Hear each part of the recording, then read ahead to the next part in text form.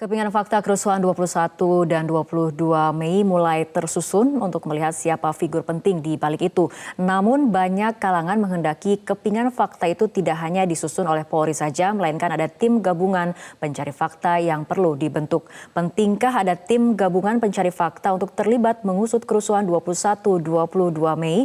Telah bergabung di studio juru bicara Badan Intelijen Negara, Bapak Wawan Purwanto. Selamat malam, Pak Wawan. Selamat malam, Mbak. Ya, terkait kerusuhan 21-22 Mei ada usulan pembentukan TGPF. Apakah perlu? Ya, sebetulnya ini relatif perlu dan tidaknya. Kalau misalnya ini bisa cepat dan kemudian di P21 dan dibawa ke pengadilan, ya secepatnya pula itu diadili karena di sana juga ada terbuka untuk umum sehingga semua bisa melihat secara objektif. Kemudian dari pihak terdakwa ini kita tetap menggunakan asas praduga tak bersalah dan di situ bisa mengajukan eksepsi biar menunjukkan sanggahan, bantahan ataupun juga kesaksian yang meringankan. Salah satu alasan kenapa kemudian muncul usulan pembentukan TGPF agar informasi yang diberikan kepada masyarakat tidak bias, hanya mungkin dari satu versi saja dari polisi dan juga pemerintah seperti itu. Ya, boleh saja ada TGPF, tidak masalahnya. Tentu akan makan waktu lebih lama lagi karena kita kan maraton ini, bekerja maraton. Nah, kalau misalnya TGPF dibentuk, nanti kan masih membentuk tim dulu, rapat dulu, kemudian juga konsolidasi dan di situ ada skep. Nah, itu panjang. Tapi kalau misalnya ini bisa cepat ya, saya kira bisa dilihat di persidangan kan lebih terbuka. Ini tidak ada yang ditutup-tutupi dan masyarakat juga bisa datang ke situ maupun juga membaca di media dan para pihak bisa memberikan satu kesaksian. Kesaksian kan panjang nanti, bisa saksi yang meringankan maupun saksi-saksi yang ada di TKP maupun juga saksi ahli dari. Jadi kalau mau cepat ya, tapi kalau misalnya ada TGPF dan itu akan berjalan lambat dan tentu ini kan sudah ada kepentingan politik di balik ini mesti panjang dan sangat berdebat berjenjang lagi. Oke. Kembali pada konstruksi kasus yang saat ini dilakukan oleh polisi, kemudian adanya pengakuan tersangka, kronologi seperti itu, dan juga ini kan belum ada persidangan, belum ada putusan hakim. Mempertanyakan mengenai mengedepankan asas praduga tak bersalah ini seperti apa? Ya, sebetulnya kita tidak menjudge dulu bahwa sebelum ada inkrah putusan hukum yang tetap dia anggap semuanya itu tidak terbukti bersalah. Kecuali kalau nanti sudah ada putusan hukum tetap. Nah, oleh karenanya kita tidak ingin ada trial ya, entah itu trial by the press, trial by public, dan semuanya.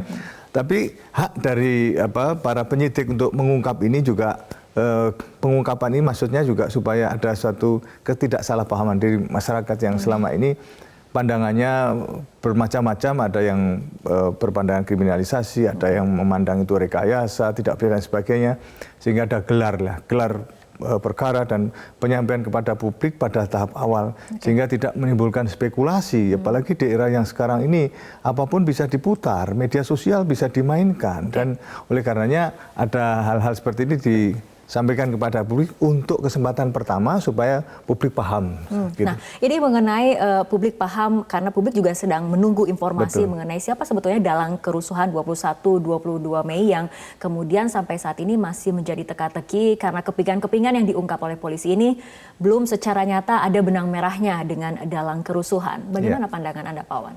Ya, publik tentu menunggu dan dengan adanya penjelasan satu persatu kan terurai, kemudian juga ada para pihak yang merasa keberatan juga menyampaikan ke publik, entah itu ke Bariskrim atau ke Dewan Pers yang seperti disampaikan oleh Pak Khairawan, kemudian juga Voka, kemudian juga pihak-pihak lain yang menyampaikan hal-hal dengan alasan-alasan ini semua kan mulai ada suatu keterbukaan dan semuanya adalah jangan ngomong kalau nggak ada bukti kan itu. Artinya kalau misalnya ada bukti, kemudian ada saksi, ada keterangan lainnya pendukung yang secara pro justisia bisa dipertanggungjawabkan, silahkan ini disampaikan. Dan justru itu sebagai penyeimbang dan kita justru juga ingin cover both side. Artinya kedua belah lini ini menyampaikan hal-hal yang menjadi pemikiran-pemikiran dan opininya, tapi opini yang dibangun bukan asumsi, tapi berdasarkan suatu fakta. Berdasarkan alat bukti dan juga fakta Betul. hukum seperti itu ya. Tapi Pak Wawan, artinya ini dengan adanya informasi yang disampaikan ke publik oleh penegak hukum, pengungkapan kasus mengenai rencana pembunuhan ataupun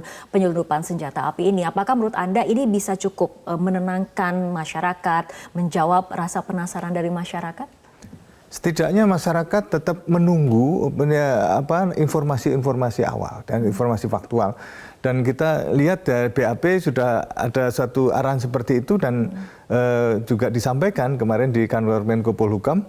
Ini satu persatu memang diurai meskipun belum secara keseluruhan tuntas karena memang BAP belum selesai. Tapi masyarakat ada merindukan sebetulnya ada apa di balik ini semua.